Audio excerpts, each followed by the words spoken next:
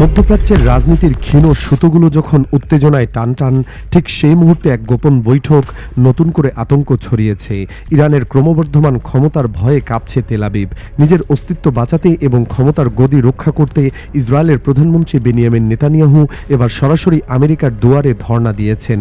NBC নিউজের এক বিস্ফোরক রিপোর্টে জানা গেছে, নেতানিয়াহু ফ্লোরিডায় ডোনাল্ড ট্রাম্পের বিলাসবহুল মারিয়া লাগো রিসোর্টে গিয়ে ইরানে নতুন করে হামলা চালানোর ব্লুপ্রিন্ট চূড়ান্ত করতে উদ্যোগী হয়েছেন।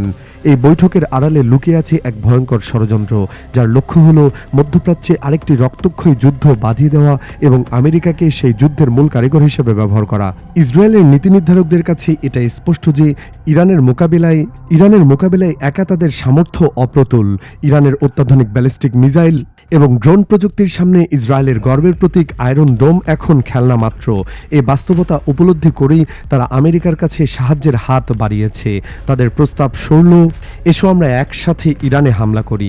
কিন্তু এই প্রস্তাবের মধ্যে লুকিয়ে আছে এক চতুর ফাঁদ। ইসরায়েল আমেরিকাকে দিয়ে তাদের নোংরা কাজ সরিয়ে দিতে চায় এবং ট্রাম্পকে সেই ফাঁদে ফেলে তারা মরিয়া হয়ে উঠেছে। তবে তারা ভুলে যাচ্ছে, ইরানে হামলা করা মানে মৌমাছির চাকে ঢিল মারার সমান। আজকের ইরান আর আগের মতো নয়। তাদের মিসাইলগুলো এখন তেল আবিব ছাড়িয়ে খোদ ওয়াশিংটনের দিকেও তাক করা আছে। প্রশ্ন উঠেছে, কেন নেতানিয়াহু হঠাৎ করে ট্রাম্পের সাথে দেখা করে ইরানে হামলার জন্য এত মরিয়া হয়ে উঠলেন? ইরানের মিসাইল প্রোগ্রাম কি সত্যি ইসরায়েলের নিয়ন্ত্রণের বাইরে চলে গেছে, নাকি ইসরায়েল বুঝতে পেরেছে তাদের সময় শেষ হয়ে আসছে? এর পেছনে কি নেতানিয়াহু ব্যক্তিগত রাজনৈতিক স্বার্থ কাজ করছে? গাজায় হামাসের বিরুদ্ধে চলমান অভিযানের ব্যর্থতা ঢাকতেই তিনি কি ইরানের দিকে নজর ঘোরাতে চাইছেন? নিজের গদি বাঁচাতে তার দরকার একটি বড় যুদ্ধ, আর সেই যুদ্ধের জন্যই ইরান হলো সেরা টার্গেট। তিনি পরমাণু ভূতি দেখিয়ে আমেরিকাকে ভয় দেখাচ্ছেন এবং বলছেন ইরান বোমা বানালে আমেরিকাও নিরাপদ থাকবে না। কিন্তু এনবিসি নিউজের ওই রিপোর্টের একটি সূত্র বলছে, ইরানের পরমাণু কর্মসূচি পুনরায় চালু করার হুমকিটি তাৎক্ষণিক বা ইমিডিয়েট নয়। অর্থাৎ ইরান এখনই পরমাণু বোমা বানাচ্ছে না বা ইসরায়েলের উপর ফেলছে না। তাহলে নেতানিয়াহু কেন এখন এই হামলার জন্য লাফালাফি করছেন? এর উত্তর খুবই সহজ, রাজনীতি। ঘটনার কেন্দ্রবিন্দু ফ্লোরিডার পাম বিচের মারিয়া লাগো রিসোর্টে। এখানেই ডোনাল্ড ট্রাম্পের সাথে একান্তে বৈঠক করেন বেনিয়ামিন নেতানিয়াহু। এনবিসি নিউজ জানিয়েছে, এই বৈঠকের প্রধান এজেন্ডাই হল ইরান। নেতানিয়াহু ট্রাম্পকে ব্রিফিং দেবেন বা বোঝানোর চেষ্টা করবেন যে ইরান তাদের পরমাণু ও মিসাইল প্রোগ্রাম পুনর্গঠন করছে এবং এটি আমেরিকার জন্য হুমকি। ইসরায়েলের লক্ষ্য হল আমেরিকাকে রাজি করানো, যাতে তারা ইসরায়েলের সাথে মিলে ইরানে হামলা চালায়।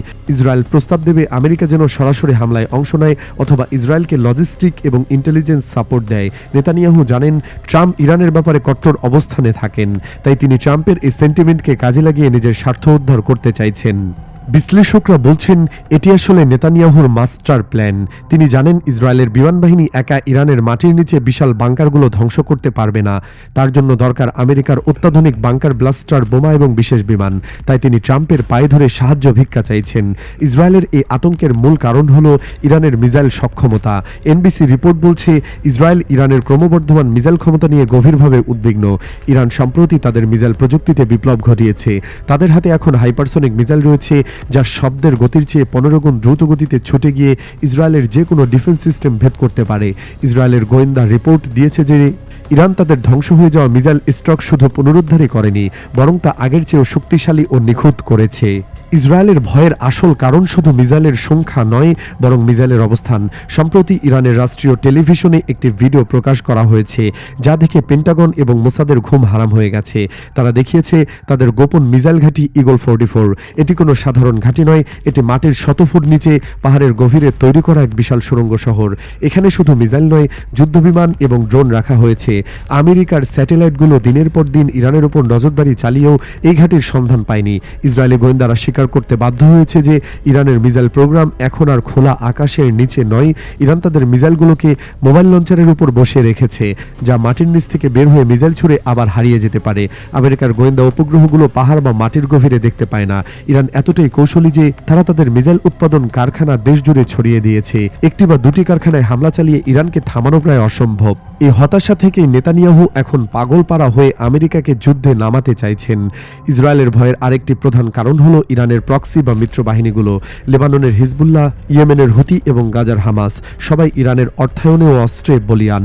এনবিসির রিপোর্টে উল্লেখ করা হয়েছে, ইরানের এই প্রক্সিদের অর্থায়ন ইসরায়েলের জন্য বড় উদ্বেগের বিষয়। ইসরায়েল দেখছে তার চারদিক থেকে ঘেরাও হয়ে আছে। হিজবুল্লাহর কাছে আছে লাখ লাখ রকেট। হুতিরা লোহিত সাগরে ইসরায়েল সমর্থিত জাহাজে হামলা চালাচ্ছে। নেতানিয়াহু ট্রাম্পকে বোঝাবেন যে শুধু ইরানে হামলা করলেই হবে না, ইরানের হাত পা কেটে দিতে হবে। কিন্তু তিনি ভুলে যাচ্ছেন এই প্রক্সি বাহিনীগুলো শুধু এখন ইরানের নির্দেশে চলে না, তারা নিজেরাই এখন শক্তিশালী। আমেরিকাকে যুদ্ধে জড়ালে এই বাহিনীগুলো পুরো মধ্যপ্রাচ্যের মার্কিন ঘাঁটিগুলোকে টার্গেট করবে। এখন প্রশ্ন হলো, ট্রাম্প কি নেতানিয়াহুর এই ফাঁদে পা দেবেন?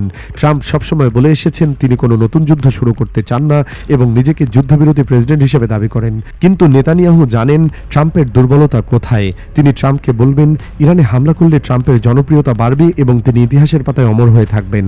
তবে ট্রাম্প এটাও জানে ইরানে হামলা করা মানে তেলের দামে $200 পর্যন্ত পৌঁছে যাওয়া, বিশ্ব অর্থনীতি ধসে পড়া এবং আমেরিকার হাজার হাজার সেনা মারা যাওয়া। তাই ট্রাম্প হয়তো নেতানিয়াহুর সব কথা শুনবেন, কিন্তু শেষ পর্যন্ত তিনি আমেরিকার স্বার্থই দেখবেন।